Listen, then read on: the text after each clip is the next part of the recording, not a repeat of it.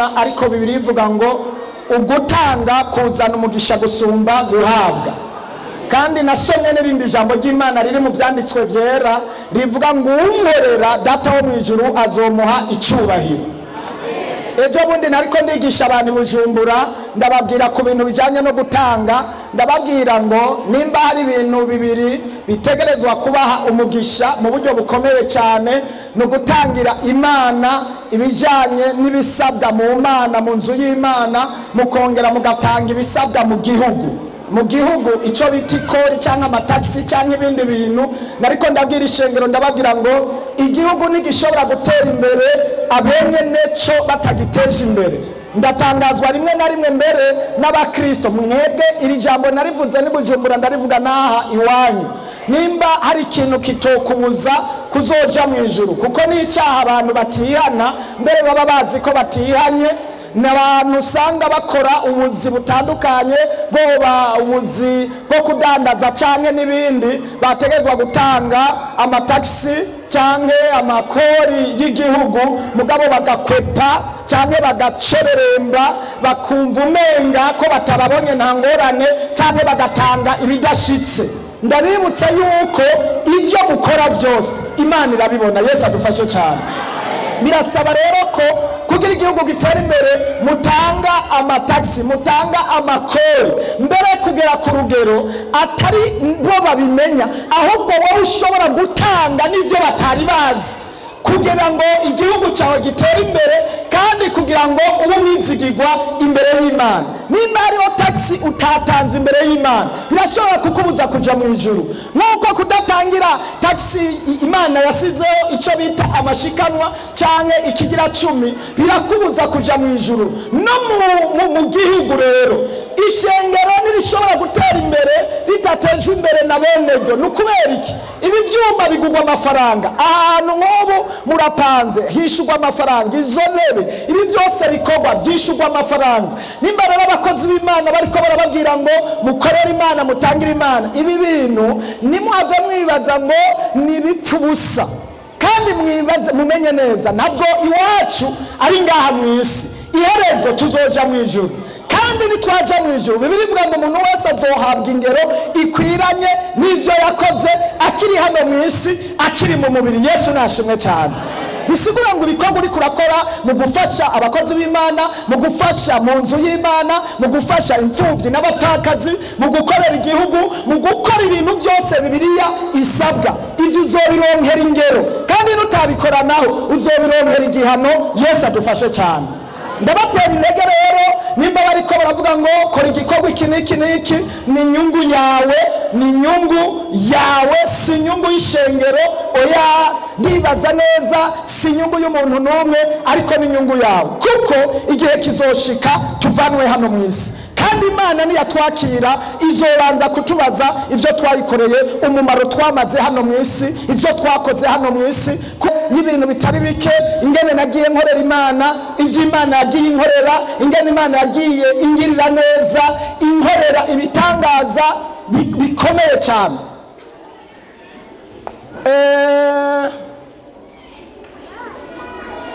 Nari mfise imodoka zishika 4, mwizo modoka 4 izo noba narashoboye kugira, izindi zose nazihawe n'abakristo batarabo mu ishengero. Nasengeye, nafashije, nitayeho, nakurikiranye, Imana ikabakorako atarabo mu ishengero, atarabo mu ishengero, abo mu yandi mashengero, kubera kwitanga kubafasha kubakurikirana, hama Imana ikabakorera ibyiza, bakaza kunshimira banzaniye imodoka.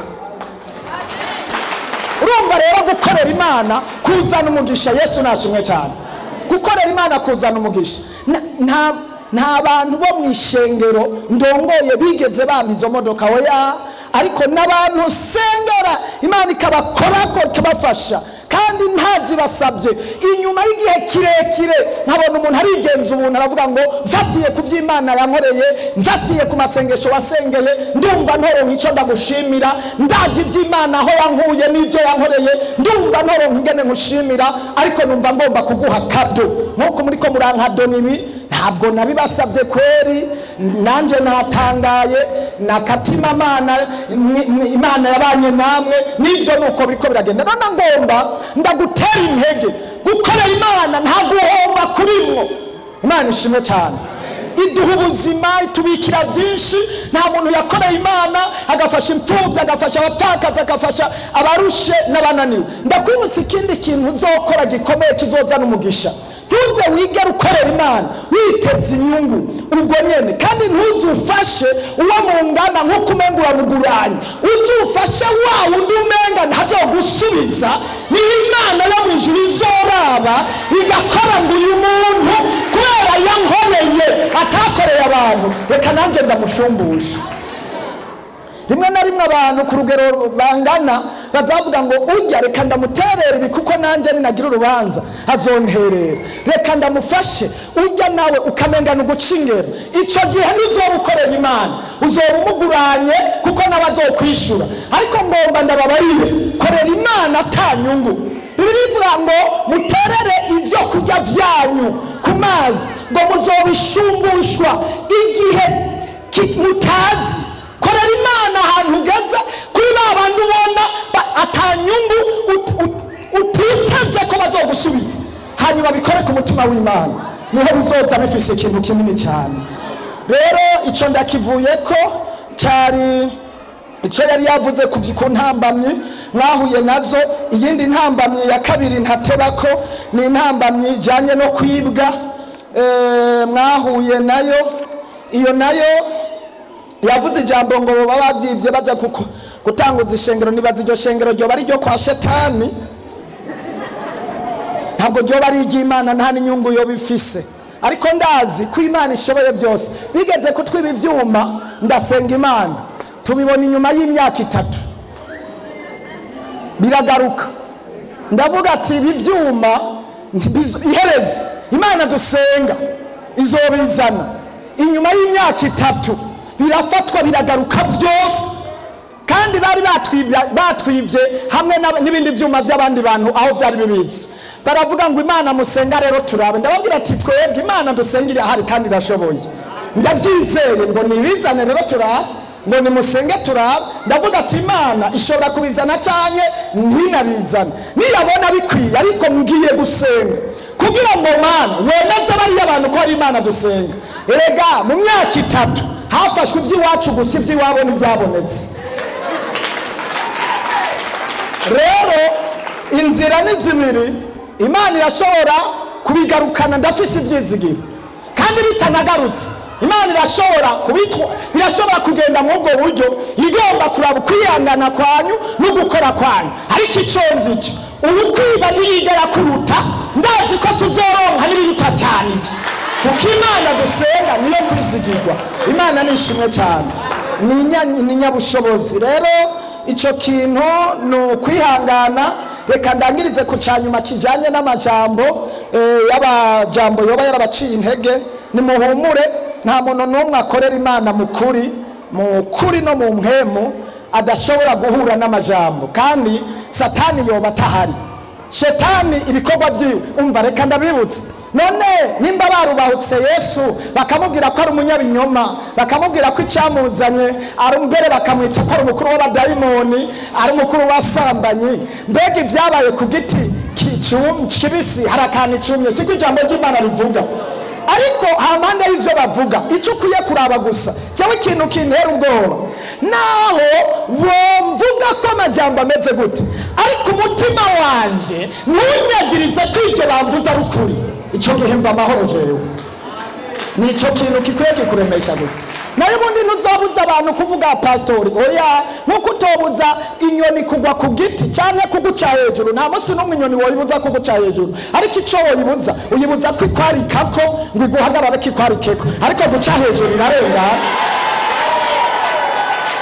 Haleluya.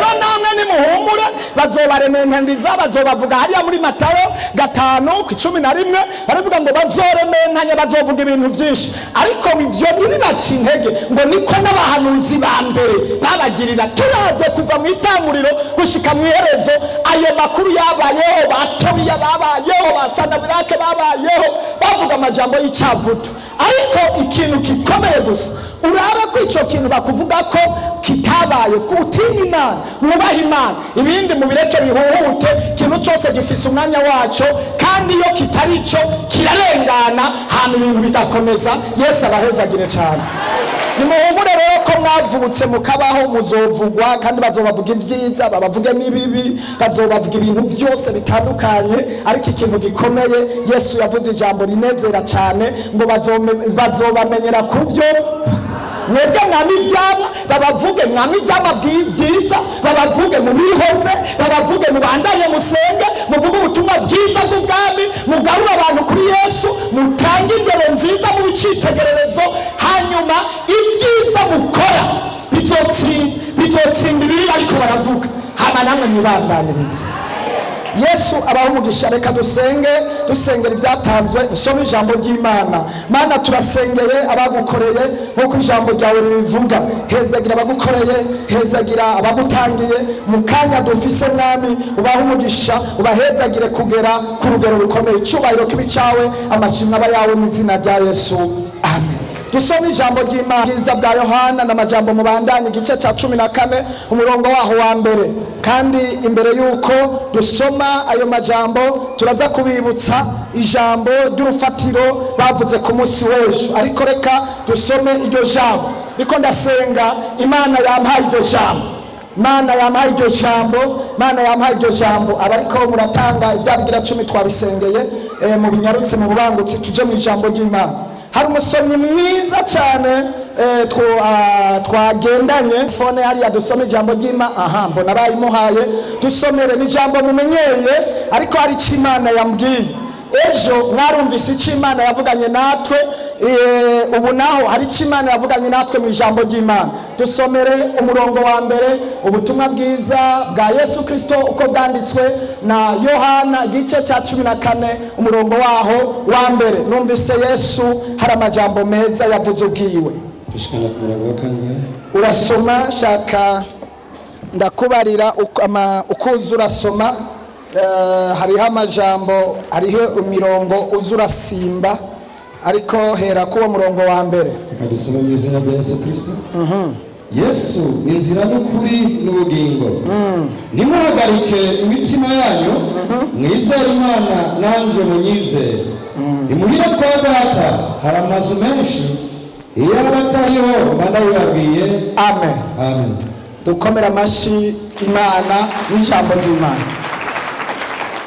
uyu munsi ngomba ko tuvuganira ijambo Imana ishimwe uyu munsi Imana yakuntumye biciye mu ijambo ry'Imana irambwira ngo ndakubarire ngo ntuhagarike umutima wawe Imana ishimwe cyane Niri jambo tugiye kuvugana Yesu yabwiye intumwa zahagaritse imitima iki gihe yagomba kuja mu barubura icyo bafata baravuga ngo aha hantu ko abayuda baduhagurukiye ko abatugwanya ari benshi ko shetani mbona umenga arakora ko twari tunezerewe turi kumwe na Yesu turi kumwe n'umwami wacu none akaba avuze ko agiye kugenda tuzosigara he bizogenda gute mbega iherezo nirihe Imana idufashe cyane umutima w'intumwa uwahagarara barabura icyo bafata n'icyo bareka ariko Yesu arabaraba arababwira ngo humura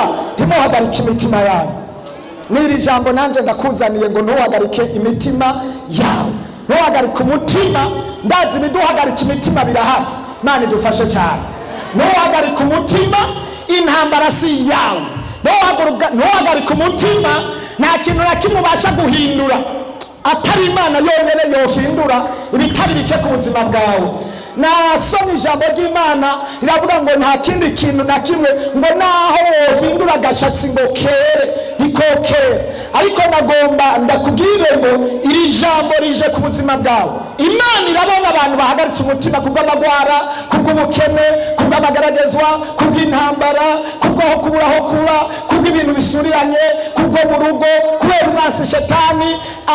Uyu munsi rero yakumbariye ngo humura, reka guhagarika iki? Reka guhagarika iki?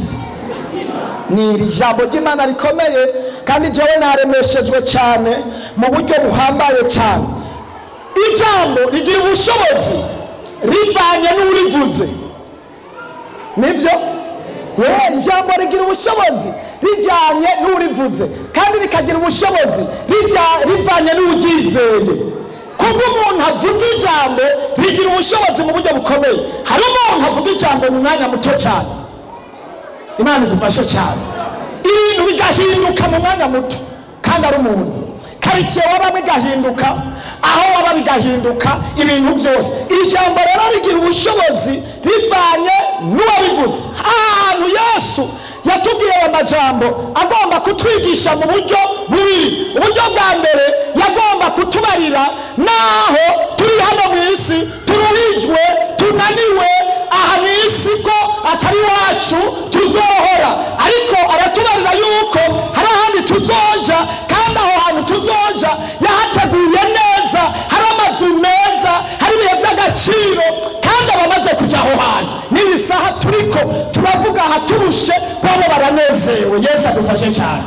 Aratubwira ku by'ijuru, aratubwira ku bya hano, kandi ibi bintu sinshobora kureka kubibabwira kuko intumbero yo kuza kwa Yesu yari karategura abantu, abategura ko bategerezwa kuzoja hehe? Mu ijuru. Kandi natwe nk'ishengero ntabwo twokwibagira kubabibwira inyuma yo kurongora, inyuma yo kurongorwa, inyuma yo kubyara, inyuma yo kuronka amazu, inyuma yo kuronka imiduga, inyuma yo kugubwa neza hano mu isi tuhafise umwanya muto, ariko intumbero dufise niyo kuja mu gihugu cyo mu ijuru. Yesu adufashe cyane. Kandi nagomba nkubarire ngo ni byiza kurondera ubuzima hano mu isi, ni byiza kwiga, ni byiza gukora ibikorwa byose, ariko ibi bikorwa ukora ubikora uzi yuko ushobora kubisiga hano, ushobora kugenda bidaheze, ushobora kugenda atanumwanya, atanubihaye, atanubiraze, mbere atanagaciro bishobora kukumarira inyuma yo kuva hano, bitume ushira umutima kubiri mu ijuru. Ijambo ntimwaryumvise neza. Yesu adufashe cyane. Igituma nza hano Igitego, ntabwo nza kugira ngo mumpe ibi biseke munkorere n'ibindi byinshi. Namenye yuko jewe Imana yampamagaye kugira ngo negeranye ishengero ribohoke, hanyuma rizoje mu ijuru. Imana ishimwe cyane. Cyo gituma sengera abantu ibihe byose, umwanya wari wose. Ibujumbura Pasiteri arabizi, tuba dufise akazi gateye ubwoba gakomeye cyane gose. N'ubu ijoro ryose bamye bariko barampamagara ku bitaro, abari ku bitaro, abavuye hirya no hino, abagwaye. Ku munsi usanga shobora kwakira abantu barenga nk'amajana 3, amajana 4 bagwaye. Dufise ibikorwa biteye ubwoba Ibujumbura, dufise ukuruha. Kare abakozi b'Imana bari Bujumbura n'abasenzi bambwiye amajambo usanga bararushe, imitwe umenga ya igomba imeneke, bafise ibikorwa. Ndavuga ati mwebwe hagarara iminsi 2 mubanza muja ahantu murindira iminsi 2. Hariho n'abasenzi byanse ko bavyuka kubera ukuruha. Hari umuntu twasengeye hirya y'ejo amasaha 6 baramuroze, ari umusazi, ava muri Amerika baramuvura birananirana, aragaruka araba umusazi, ari ku miti yindi y'abasazi. Turamusengera amasaha 6 kuva 6 gushika saa 6. Turaruha, ba Fredini bari ngaha, turaruha, ariko kuva tuhejeje kumusengera haraheze iminsi 3. Iyo muntu yari umugabo akomeye. Umunsi wa mbere bamuzana naratinye, ayiruka. Abagabo bamufashe n'uriya mwarimu ubona akomeye cyane, n'uwo mugabo akomeye Imana yahaye inguvu ndatinya vraiment ndi mu biro ndabwira ati muzi nibo bashoboye kumufata ari umusazi ateye ubwoba, ariko iyi saha turiko turavugana kuva ejo Imana yaramukijije hirya y'ejo n'ejo ni muzima. Mama we yamariye yaramenaguye imiduga, yarononye ibintu byose, inzara arasambura, bamuzana boshe, ariko Imana kubw'ubushobozi bw'Imana amasaha 6 dusenga uyu munsi kuva ejo no mu gatondo bambwiye ngo ni muzima. Haleluya! Twarungitse abantu baramusengera, turamusengera, duca tubaha abanyezi, tumushyira ko abasenzi bamujyana muhira, barara ku izamu 3 mw'ijoro kumuranga kaza ijoro bararayo, birirwayo bararayo. Ubu yabaye muzima, ubu yabaye amahoro. Ibi bikorwa turiko turakora bene data, wowe niwatangura gukorera Imana, kora nk'umuntu azohembwa n'Imana. Tunyage imitima nk'uyo yari umusazi, abadayimoni bari baramwigaruriye, ariko turamwatse shetani, bagomba korera Imana. Nivyo Imana ishaka. Yaba ndi nkawe mbanteye. Haleluya! Nivyo Imana ishaka. Dusanga turiko turasengera abagwaye amakanseri bagakira. Rega Imana irashoboye. Imana irashoboye. Navuze nze n'urivuze si twebwe dukiza, ariko n'Imana igira gute ikiza. Yavuze usomye muri Zaburi y'103 uhereye ku murongo wa mbere havuga ngo ikiza indwara izo arizo zose n'izari zarananiwe. Usomye muri Luka igice cyose cya Luka cyangwa igitabo cyose cya Luka kirimo ibitangaza gusa Yesu yakoze akiri hano mu isi, azura, ayirukana abadayimoni mu basazi, abatabyara, ingumba, abagwaye butinyanka, ibimuga byinshi, akiza abana bo kwa Yayiro. Yakoze ibintu bikomeye cyane, arabavura. Ahejeje kubakiza acaravuga ngo ndagiye, hanyuma namwe mwebwe musigaye muzokora ibiruta cyane ivyo nakoze. Acaduha ubushobozi, aravuga ngo ndagiye, ahasigaye n'ahandi. Twebwe si twe dukiza, duhamagara Data wa twese agakora ibitangaza mu bantu. Kandi ijambo rirambwira ngo uko yamye ejo n'uyu munsi niko ari, kandi niko azohora. Yamye atabara, yamye aruhura, yamye aharira ibyaha, yamye akiza abagwaye, yamye ari inzira n'ukuri n'ubugingo. N'uyu munsi aratakora, kuko ishengero riracyari mu isi. Mbega nawe uragomba ko hari icyo gukorera kuri uyu mugoroba cyangwa kuri uyu munsi. Imana yo mu ijuru yumva amasengesho, Imana yo mu ijuru yumva gukora kwawe. Icyo wituza uhereye uyu munsi Imana igikorera mu izina rya Yesu. Cyo gituma Imana yabiravye ikavuga ngo nimuhagarike imitima, naho muri mu mageragezwa menshi nimuhagarike umutima, ndi Imana yanyu. Nimuhagarike umutima, naho isi yabahindutse, naho muri mu mageragezwa menshi nimuhagarike umutima, ndahari, ndi Imana yanyu. Yo, ndakunda Imana ivuze ngo nimuhagarike umutima. Wari uhagaritse umutima ku ishuri, wari uhagaritse umutima kwawe, Imana ishimwe. Haleluya, haleluya. Ushoboye kudusomera naravye naryohewe cyane igihe Yesu yavuga amajambo nk'ayo ngo nimuhagarike umutima. Ica yerekana Imana. Dusomere ku murongo wa 10 turabe tunyarutse kugira ngo turangize. Soma umurongo wa 10 n'uwa 11. Numva nafashijwe rwose. Izina rya Yesu Kristo. Ntiwizeye ko jewe ndi muri Data na Data ari muri jewe. Yego. Amajambo akomeye Yesu yabwiye abantu ngo Yesu munyizere. Imana ishimwe cyane. Yarivuze ngo mbega hari umuntu yizera Imana ari hano? Oya, hari umuntu yoba yizeye Imana ari hano?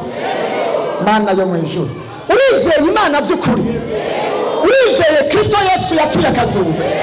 Hamwe wo mwizera kamenya ubushobozi bwiwe, kamenya imbabazi ziwe, kamenya urukundo rwiwe, woca uryama ugasinzira ukavuga ngo ko nakurikiye umugabo w'abagabo, ko nizeye Imana ishoboye byose, ko nizeye Imana itananigwa, ko ariyo yambariye ngo munyizere jewe hamwe na Data. Naho woba wabuze aho uryama ukabura iti, uyu munsi wonjurira kuko tuvuga ati kazima ndi muri Kristo Yesu. Imana ishimwe cyane. Oya, Imana ishimwe cyane. Nimuhagarike imitima, ariko mwizere Imana.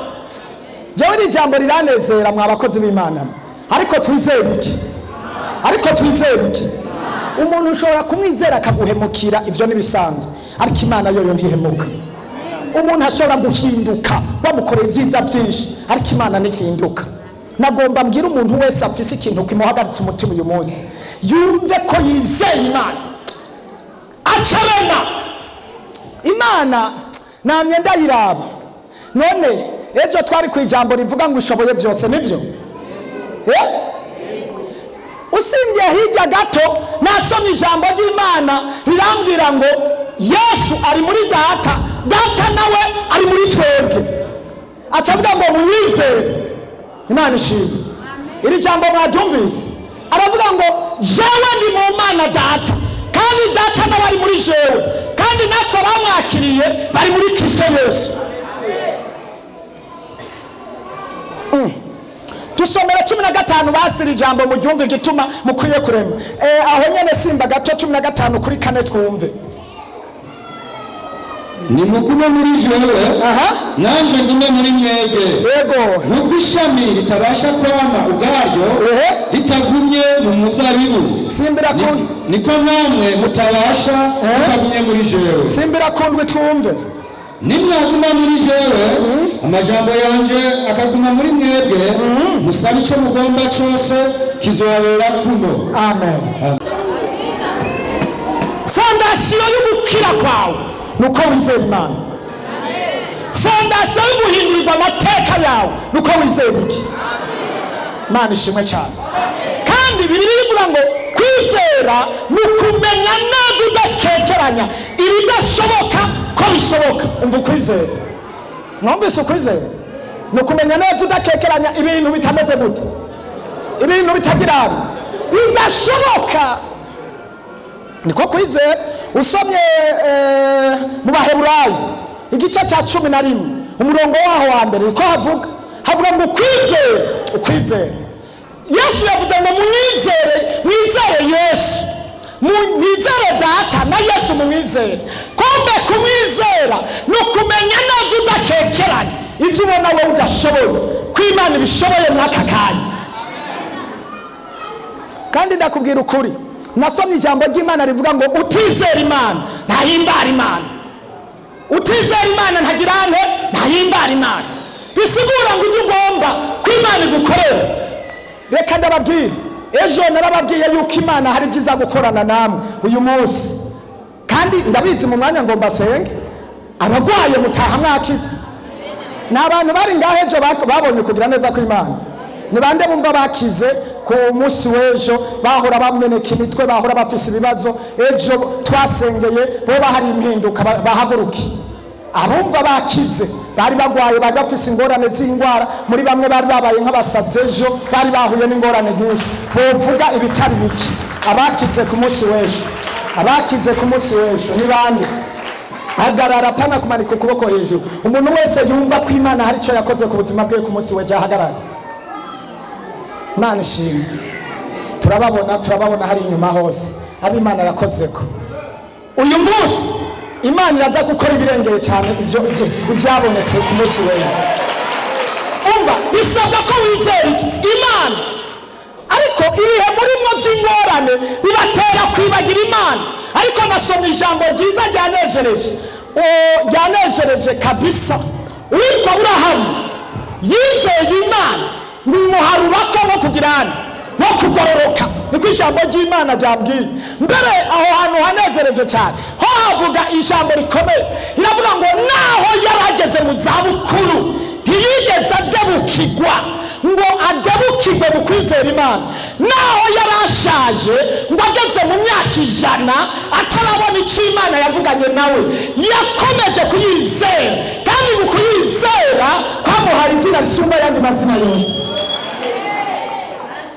Aho hantu mwahumvise tugomba tuwarangize, sinza gusoma ibice byinshi. Hadusomere frere, hadusomere hariya mu Baheburayo, mu Baheburayo rukaturaba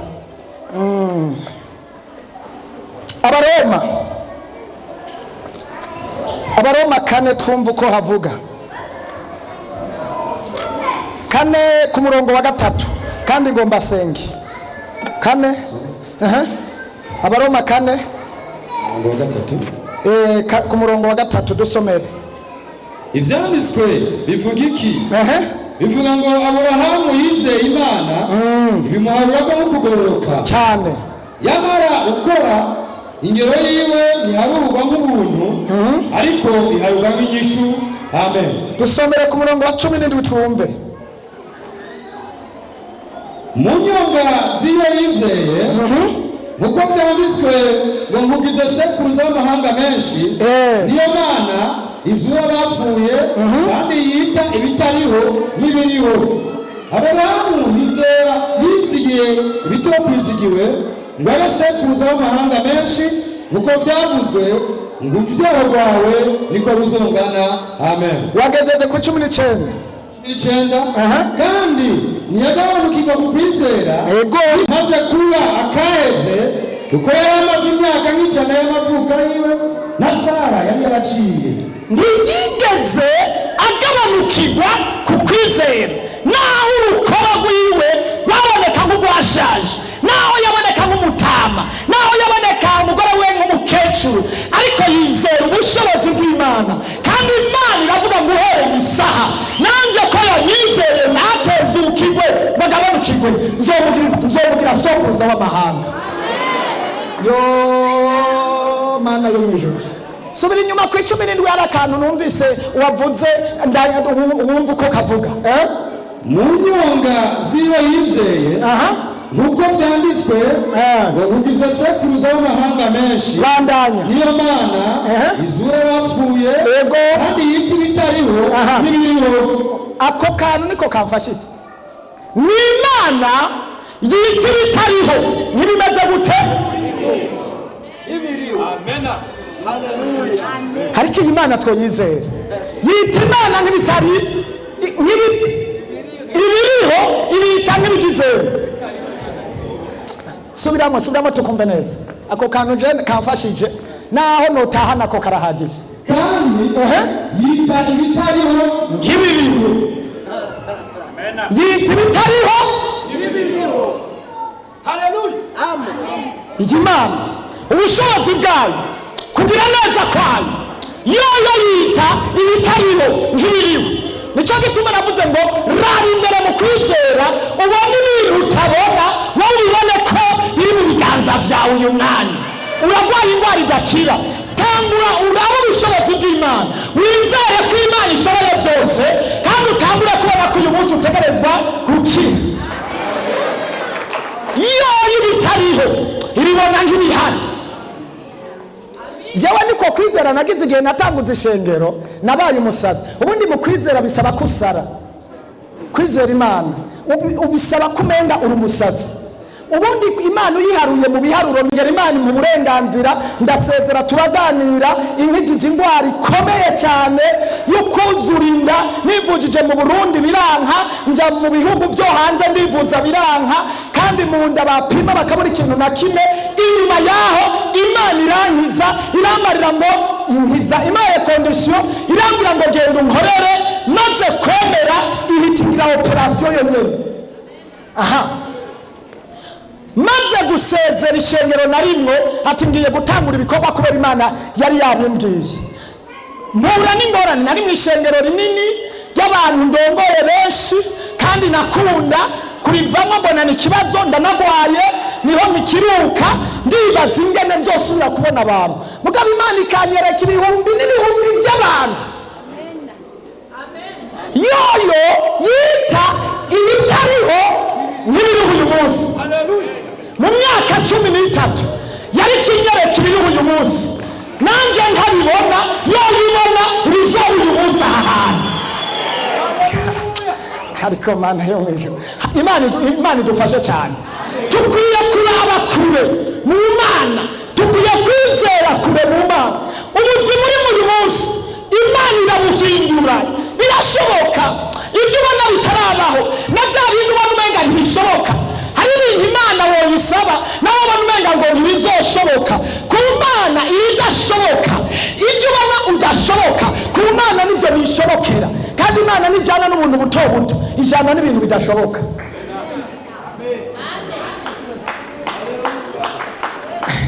Ndibuka ko numvise mu isi y'imwemu norema ibintu, ntangura gufata abantu fata amabuye yoba yuzuye nk'ibasi ndayasanzaza ndayatondesha ku murongo wa mbere, wa kabiri, wa gatatu, wa kane, wa gatanu. Ndavuga ngo mana abana baririmbye amabuye, none wumva ko utari gusaba ata abantu mbona nta no gusaba ntangura nukwizera, gusaba kuva mu kwizera, kubona ibintu bitariho ukabibona nk'ibihano ko kwizera. Mana ishoboze uyu munsi mugende mwizeye Imana ku rugero mutahora muyizera. Imana ishoboze mwizera Imana ku rugero mutahora mugirane muyizera, n'Imana izokorana namwe. Narashobora gufata programa ndi munsi y'igiti mu ishamba, ibukorare naka aho ndi umwe, nakorare naka iririmbe, nakorare naka iririmbe, korare ihimbaza Imana itangure ikacijako, nanje nkaguma ngoma amashi numviriza iyo korare atayihari, ariko ndiko ndayirema n'isi y'ibitari. Kwizera, haleluya. Naraba nk'iminota 5 iheze nkacavuga ngo amen, urakoze. Korale ya mbere irahejeje, hashireko korale ya kabiri. Umviriza ko iyo korale yo biriko iraririmba nkafashwa, nkumva umenga jewe mbona abantu ibihumbi n'ibihumbi y'amakorale, mbona abantu amasinzi ihejeje, nkacavuga ati amen, korale naka irahejeje, tuyikomera amashi, amen.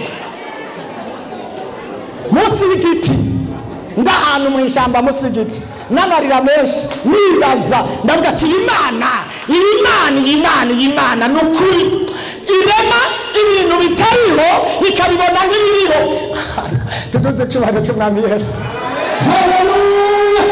Korale ya kabiri nejeje, ya gatatu nkakoma amashi, nkaca ndayisengera, nkaca mfata ngo tugeze ku mwanya wo gutangira amashikanwa, nkaca ntangura gusengera amashikanwa, nkavuga ati korale nakiririmbe ku mashikanwa. Ihejeje nkakoma amashi, nkasengera amashikanwa ko atanzwe. Ihejeje nkaca mvuga ati reka rero tumve ijambo ry'Imana, nkaca nsoma ijambo ry'Imana. Ndumwe ariko nkabona ibiriho n'ibitariho, nkabona ndiko ndabwira abantu amasinzi ibihumbi n'ibihumbi.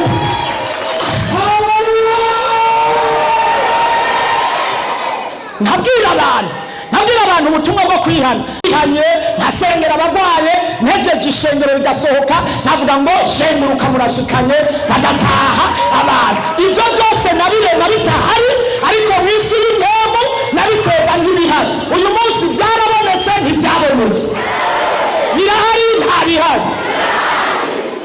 Haleluya. Uyu munsi dufite amakorale menshi, Ibujumbura menshi, hano murabona ko musa amakorale menshi, n'ahandi dufite amashengero bafite amakorale menshi, ariko icyo gihe nta korale n'imwe yahari. Ariko mwisi y'ukwizera nabona ibitariho nkabona nk'ibihari uyu munsi. Kandi Imana yasezeraniye Aburahamu, Imana yo kwizera, nawe nguremo ibintu bitariho uyu munsi ubireme nk'ibihari. Iki kintu sinzi kucyumva. Urafise ukwizera uyu munsi ngureme ibintu nk'ibitahari, ubibona ariko ibitahari ubibone nk'ibihari.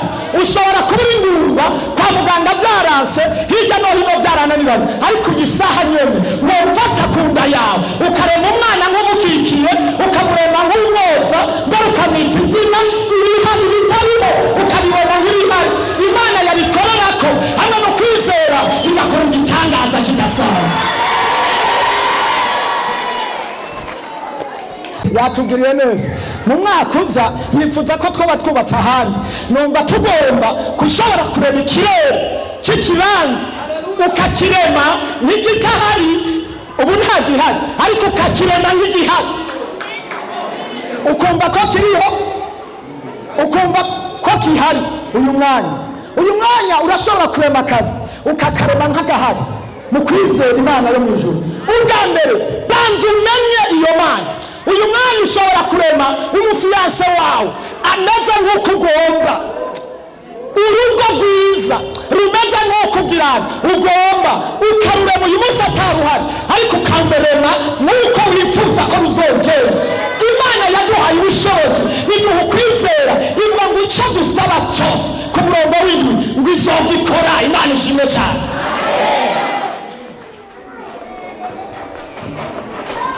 Igituma igituma imana yitwa imana ni uko ikora ibintu bidashoboka, ibyo twebwe tudashoboye. jewe ndumva ndangije umwanya wo kwigisha.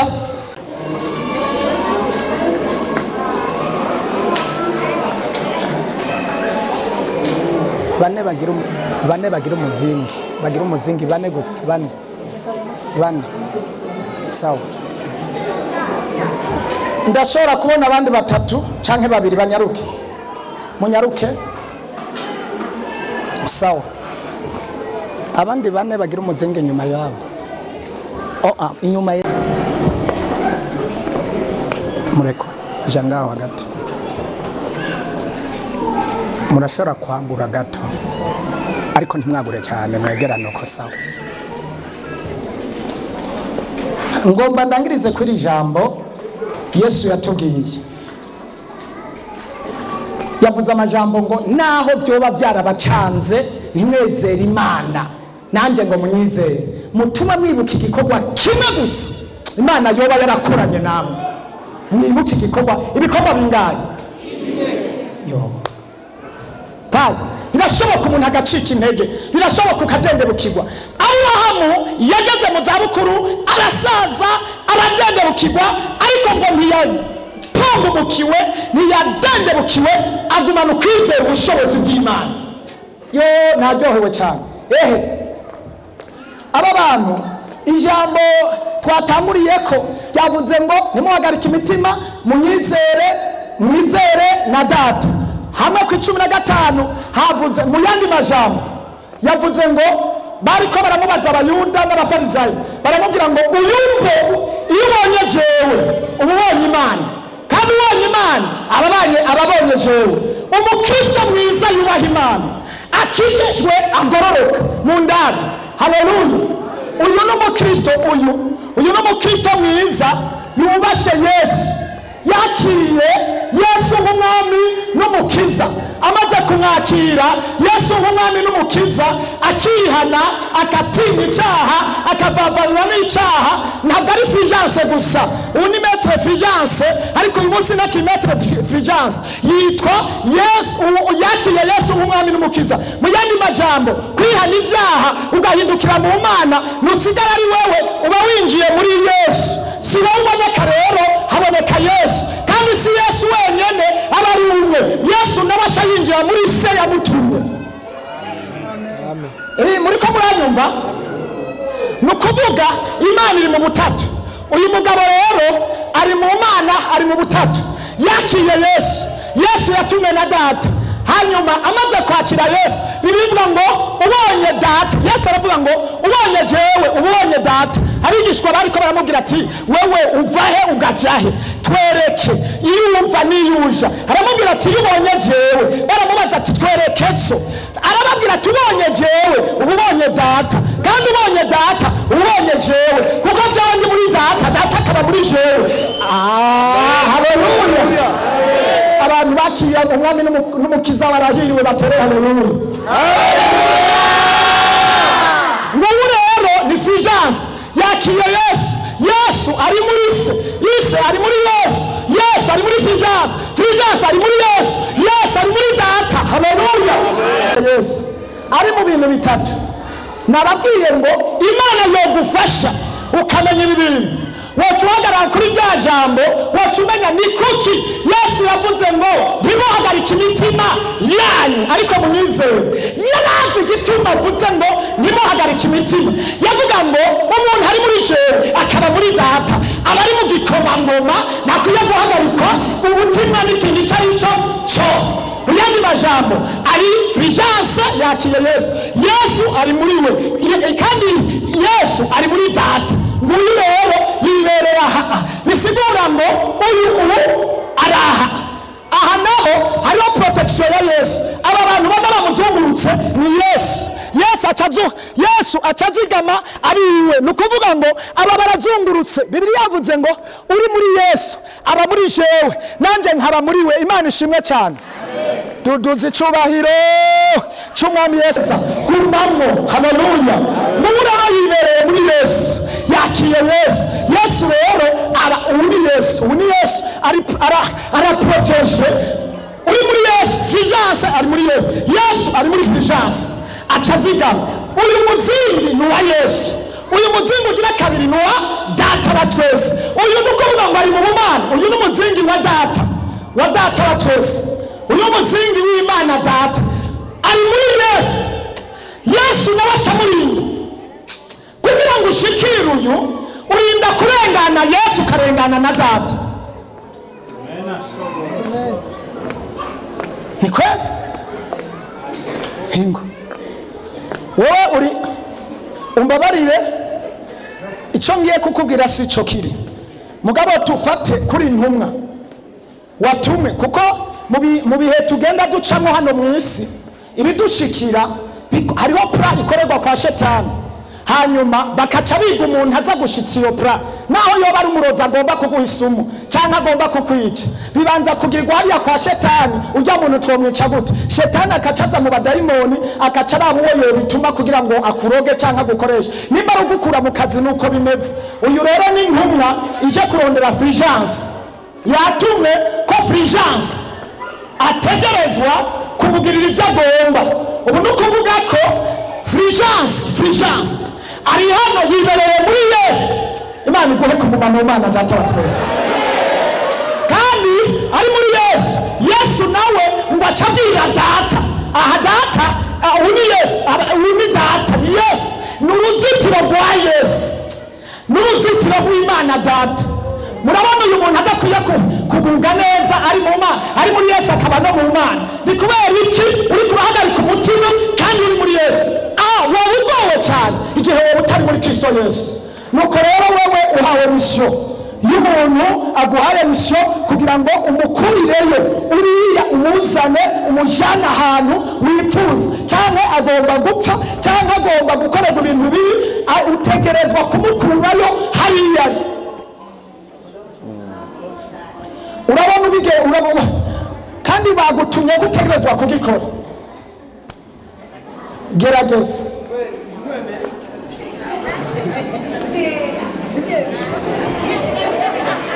egerana, imera nk'abegerana, niho mugira ingufu, imera protege inzira zose ziba. Kandi Fulgence wabayibereye amahoro. Fulgence ahari ariko arasista gusa, nta ntambara. Hari ibihe tubamo tudasubira kurwana iyo turi muri Yesu, birengana tukabyihoza, ijuriranya tukabyihoza. Yesu ari ku kazi, data ari ku kazi, twebwe tukaguma twisembera gusa. Aho hari urugamba rukomeye ariko barukwiye. Ntuhagarike umutima niba uri muri Yesu Kristo, ntuhagarike umutima, ntuhagarike umutima, ntuhagarike umutima, ntuhagarike umutima. Bamutumye uraricaga mugabo, urarica. Genda urondere uwundi aza kugufasha, genda urondere. Ni nuko ashobora nawe guca asaba raporo igihe habona ibintu bikomeye cyane. Haje raporo data na Yesu nabo bashobora gusaba iyindi raporo, ariko hari abantu bariko barangurukirana, nibabona bigomba gukomera barasaba raporo. Uko uwaza gusaba raporo kuri shebuja, niko Fulgence ari muri Kristo, afise abamarayika, afise ingabo, ari muri data wa twese, nawe bibonera kure urugendo rwose.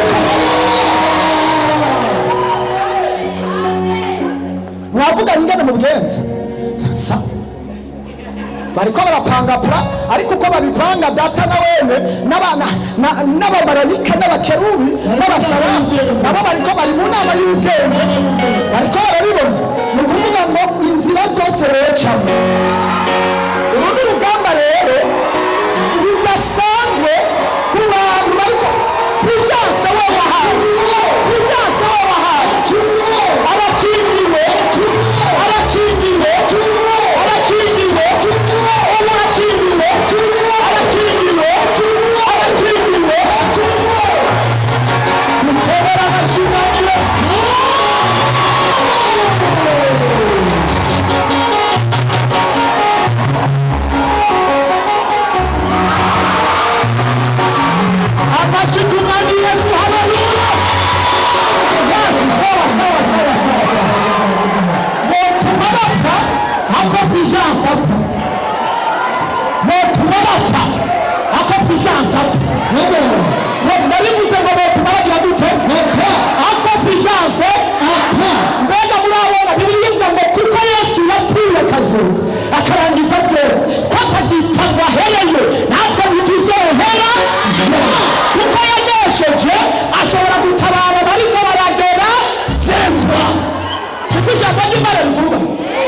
nshaka mwisubirire mu bibazo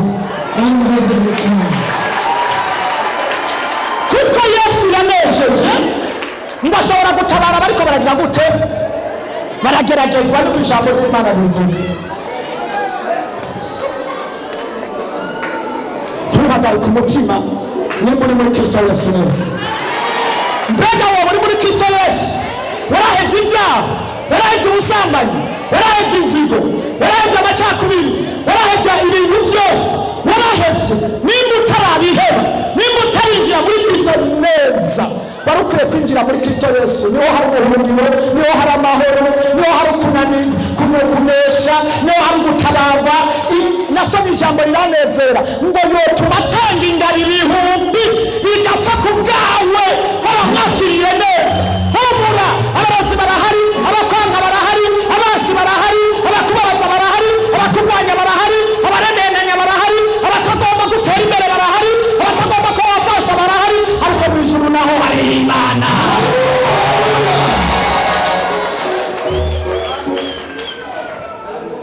Imana irahari kandi ifise misiyo ku bwawe kandi yaje ku bwawe reka nsabe rero abazi kugira ngo banyegezwe mu Mana neza ngombaza uri mu byaha cyangwa ni wari bwakizwe cyangwa ni bwo bwa mbere ukijijwe wamenye neza yuko mu Mana ari utabarirwa haguruka ndagusabira imbabazi nimba uhari uri umubeshi uri umusambanyi uri umunyanzigo urakora ibintu byose ibyaha nta muntu n'umwe atabizi abantu bayikora babizi kandi uhereye isaha uhera ivyo vyaha kuko uri kurakorera ni shetani mu vyaha biri bivuga ngo ivyaha nta muntu n'umwe akora icyaha ari uw'Imana iyo umuntu wese akora icyaha ni uwo kwa shetani nimba wamaze kumenya neza yuko mu mutima wawe hari ibyaha bituma Yesu ataba muri wewe shira amaboko hejuru ndagusabira imbabazi reka dusengera aba bantu biyumvyaha ariko acaboneka nk'umugororotsi aba bantu ni babandi warema bagirira imbabazi bahari rutabaharuriye batunganye mwami mu izina rya Yesu aba bantu bagirira imbabazi umutima wabo usubire kuronka amahoro umutima wabo usubire gutekana bagirirwa imbabazi Imana babonye ko ibyaha bakoze atakindi cyiza na kimwe kirimo diretse murakoze ndagushimiye kudukingira kandi aba bantu Bibiliya yambariye ngo ubonye ko amaraso dusubira kumwita umunyabyaha ucumwita umugororotsi urakoze kubagirira imbabazi ubuntu n'amahoro n'imigisha bane nabo mu izina ry'Umwami wacu Yesu Kristo.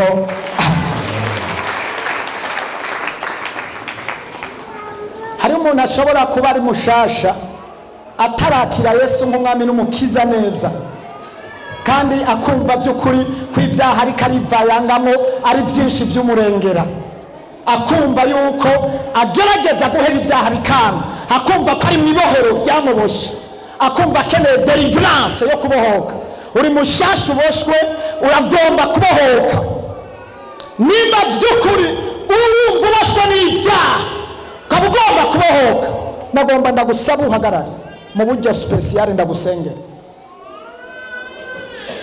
wewe uboshwe n'ibyaha kandi byananiye igoruze hano imbere wowe uboshwe n'ibyaha byananiye guheba ugwa n'intambara zose bikanga ndagomba kugusengera uri mushasha uraboshwe n'ibyaha uragomba kutabama uragomba kuronka amahoro uragomba kuruhuka abadayimoni bagukoresha ibyaha uko bagomba ugiye gusambana ugiye kwiba ibintu byose urabikora ariko ugomba guhinduka ngo ube umwana w'Imana ube icyaremwe gishasha ube muri Kristo Yesu ndagomba kugusabira imbabazi kugira ngo Imana ikugirire neza cyane ariko aho nimwokomera amashyi Umwami Yesu kubona abantu bahora bakora ibyaha bagomba guharigwa bashasha bagomba guharigwa nimwokomera amashyi Umwami Yesu urizi gukora ibyaha kandi ibyaha bibi bikurusha kandi bikugirira nabi ariko ugomba deliverance ugomba kubohoka kugira ngo uhebe ibyo byaha ndagomba kubasengera aba bantu ndagomba kubasengera mbere n'abadayimoni bo bari muri bo bace babarekura mwaka kanya nyene mu izina ry'Umwami wacu Yesu mumfashe nk'ishengero tuduze icyubahiro ku Mana kubona abantu bagomba guheba ibyaha bagahinduka. Abantu bazosubira kugora abagabo babo, ntibazosubira kugora ababyeyi babo, ntibazosubira gutera intambara. Ibyaha byose byakiye nk'umwami n'umukiza. Ndakwakiye ngo umbabarire, narakoze ibyaha byinshi kandi shetani ntacyo yampembye, nguma ndonga umubabaro n'agahinda. Ariko uyu munsi numvise ijwi ryawe, numvise ijwi rimbwira guheba ibyaha. Urampamagaye ngo nze muri wewe kugira ngo nzitirire rwa ruzitiro nabona. Ndasomba amaraso yawe asubire kuboneka k'uyu mwanya. Ndagomba guharirwe mu buryo budasanzwe, kandi uhereye isaha mbicare mu gishasha, kandi uhereye isaha umfute mu gitabo cy'imanza, unyandike mu gitabo cy'abagororotsi. Nangure kugusenga no kukubaha, utangure kunkoresha nk'umukozi wawe. Inyuma y'ibi nzobane nawe mu gihugu cyo mu ijuru. Urakoze kumparira ibyaha, urakoze kumbabarira ibyaha, urakoze ko ibya kera byose byibagiwe hakaba haje bishasha mu izina rya Yesu. Mana ndasengera aba bantu, reka ubushobozi bw'Imana bukore, reka inkomezi zawe zikore kuva na kera. Abo wagira kure, ndategeka ubushobozi bw'amadayimoni barekure mu izina rya Yesu. Ubushobozi bw'abatanu abasenzi mubegere abo bakaha mu izina rya Yesu. Ubushobozi bw'abadayimoni ndategeka imbaraga z'indwara zibarekure. Abadayimoni bagaraboshe babatemo mu izina rya Yesu, babatemo. Durukije umuriro w'Imana, durukije umuriro w'Imana, durukije umuriro w'Imana. Nimba hari umuntu mubona ahagaze atara mumwegere gusa. Sohoka abadayimoni, sohoka abadayimoni, sohoka.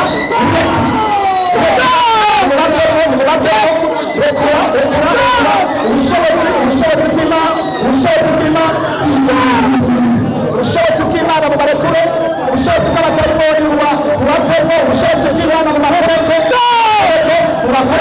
bubakoreko. Imana nkorera, Imana ibakize, Imana ibakize, Imana ibakize, Imana ibakize, Imana ibabohore.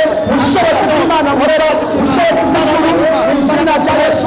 Ubushobozi bubakize, ubushobozi bubakize, ubushobozi bubakize. Imbaraga z'Imana, imbaraga z'Imana, imbaraga z'Imana, imbaraga z'Imana, imbaraga z'Imana, imbaraga z'Imana zibakoremo.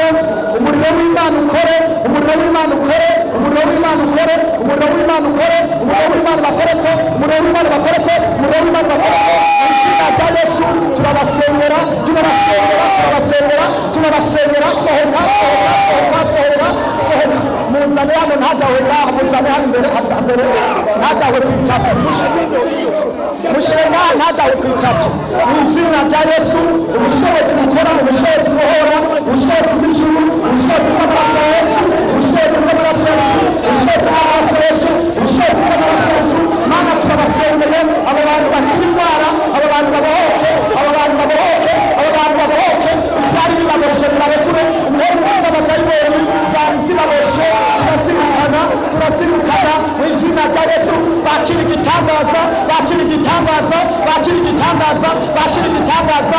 Jesus fire, umuriro w'Imana, umuriro w'Imana, umuriro w'Imana, umuriro w'Imana, umuriro w'Imana, umuriro w'Imana mu izina rya Yesu. Umuriro w'Imana, umuriro w'Imana, ubushobozi, ubushobozi mu izina rya Yesu. Ubushobozi, ubushobozi, ubushobozi bwa Yesu, ubushobozi bw'amaraso ya Yesu. Ubukoreko, ubukoreko, ubukoreko mu izina rya Yesu. Turabohora ababeshwe, Mana batabare, Mana batabare, Mana batabare. Abadayimoni bari baraboshe, indwara zose zari zababoshe zibarekure. Ikiganza cy'Imana kibane nabo mu izina rya Yesu. Mu izina ibyo bintu birimo bisohoke mu izina rya Yesu, mu izina rya Yesu, mu izina rya Yesu.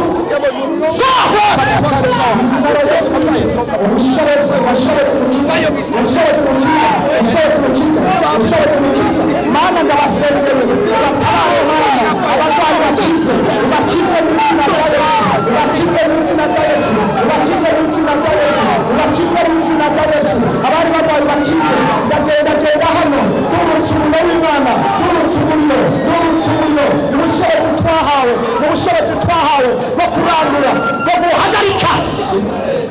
ibintu byose byabarondera birazimangana mu izina rya Yesu, birazimangana. Indwara zo mu mutwe, indwara zo mu nda zizimangane mu izina rya Yesu. Ubushobozi bw'Imana, ubushobozi bw'Imana, ubushobozi bw'Imana, umuriro w'Imana, imbaraga z'Imana, ubushobozi buhoro, ubushobozi bukiza, ubushobozi bucizira hose kabiri, ubushobozi buhindura ibintu. Mwami, twabaye gutabara, twabaye gukiza, twabaye muri nyishu, twabaye muri niyo, twabaye gukora ibitangaza n'ibimenyetso. Turagushimiye kuko ibitangaza ikiganza cy'Imana kibane nawe mu izina ry'Umwami wacu Yesu Kristo.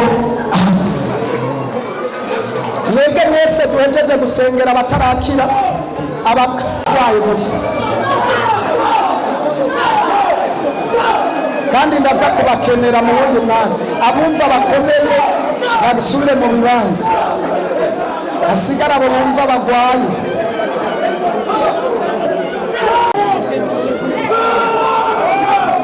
Narimvuze abumva ko bakomeye bose basubire mu bibanza, hasigara abo bariko barasengera. Abumva ko bakomeye basubire mu bibanza, cyane bose baragwara.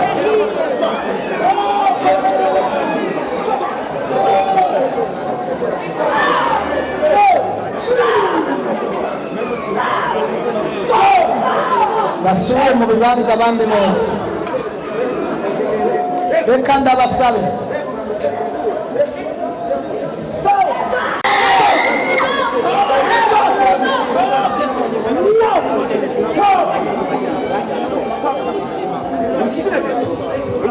wowe ndaza kugusengera hanyuma.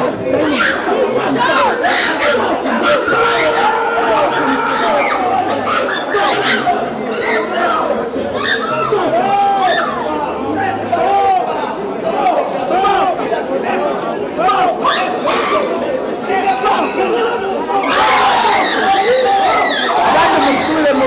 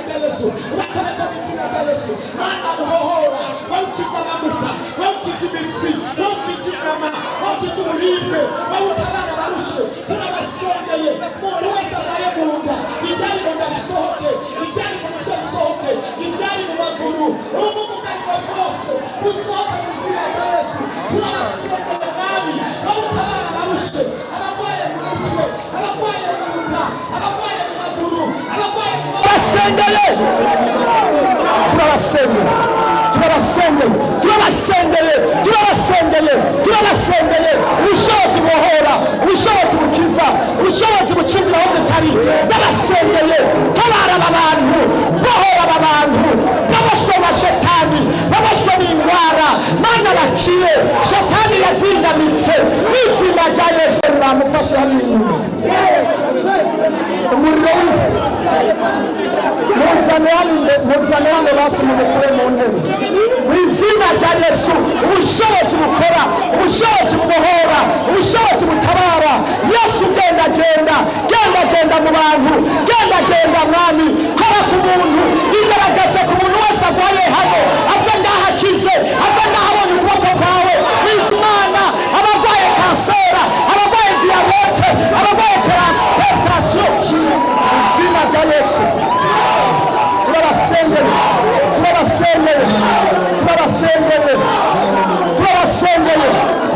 Ubushobozi bubohora, ubushobozi bukiza, ubushobozi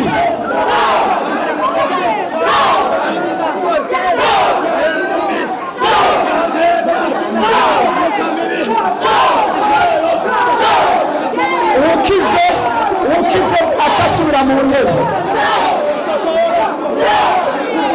Jesus mu izina rya Yesu mu izina rya Yesu bohora abantu n'iyi minota isigaye indwara zose zibakize indwara zose bari barwaye bazikire mu izina rya Yesu.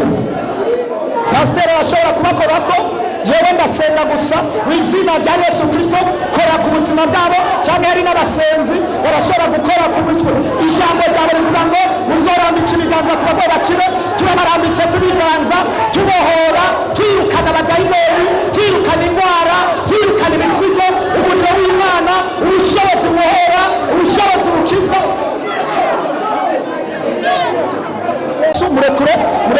murekure indwara zose zo mu nda indwara zose zo mu magufa ibyamuboshe turabyirukana mu izina rya Yesu mu izina rya Yesu.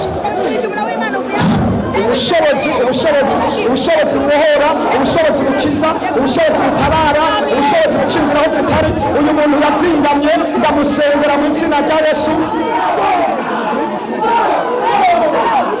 ndamusengera. uyu ni ndamuzana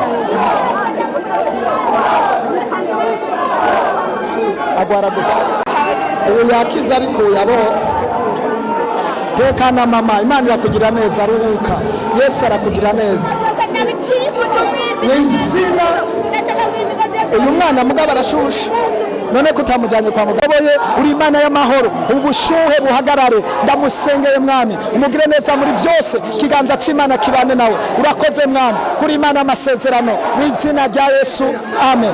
uyu none we barakujyanye kwa muganga kubera cyane uramurekura wari wamuboshe. Ndategeka ubushobozi bwo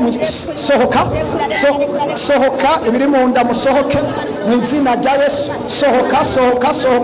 Sohoka mwegeze ngaha ntadahwe ngaho kuyantuze urasohoka wa mpemu mbiwe uri mu nda sohoka mu izina rya Yesu. Ndagutegeka mu izina rya Yesu turamusengeye sohoka.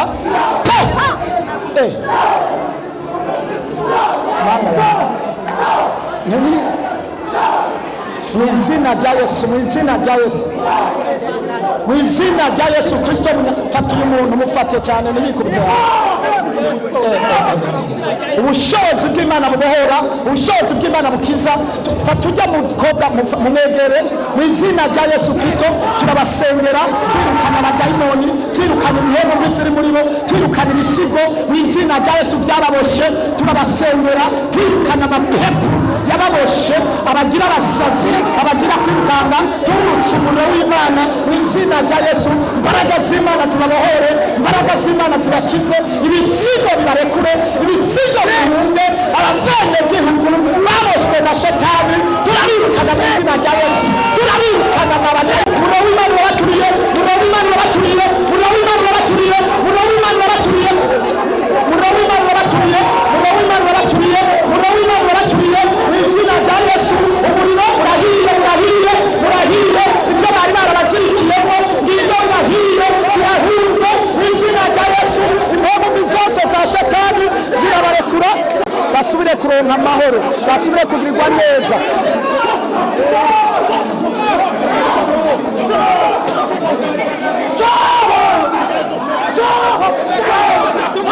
Mu izina rya Yesu mu izina rya Yesu mu izina rya Yesu.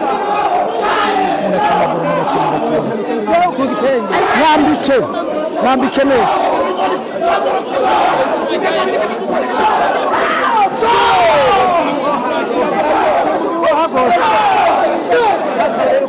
Mu izina rya Yesu turamusengera yakire igitangaza yakire kubohoka yakire kugirwa neza n'Imana. Ubuntu bwawe bugaragara turamusengeye umuriro w'Imana mu izina ubaturira mu izina babohoka mu izina Satani ahunga mu izina abadayimoni babarekura mu izina turabasengera mu izina babohoka mu izina ikiganza cy'Imana kibane nabo mu izina ubushobozi bubakorako mu izina imbaraga z'Imana zibatabara mu izina ndamusengeye mu izina ryawe.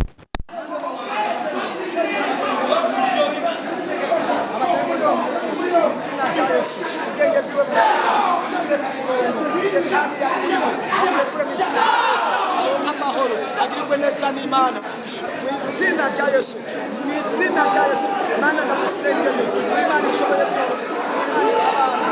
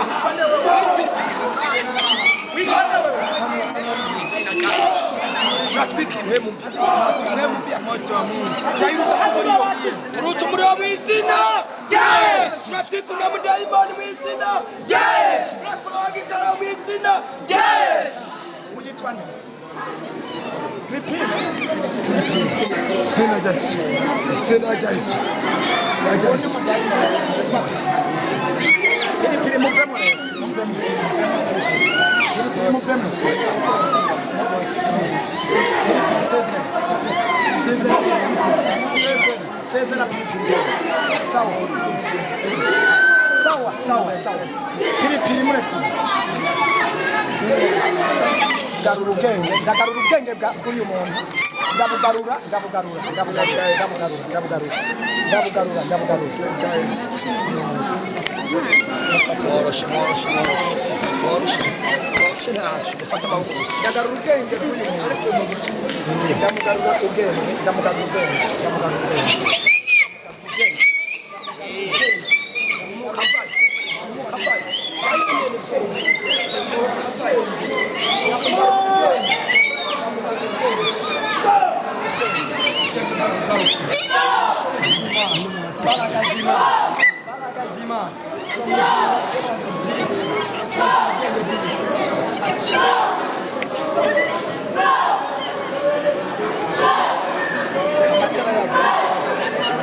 Atahana ibiseke by'amashimwe n'ibibazo yasize asange wabitunganije, ubwiza bwawe mwami bukayanganira abo waremye, maze akaruhuko keza kabe mu mitima y'abakwizeye bose.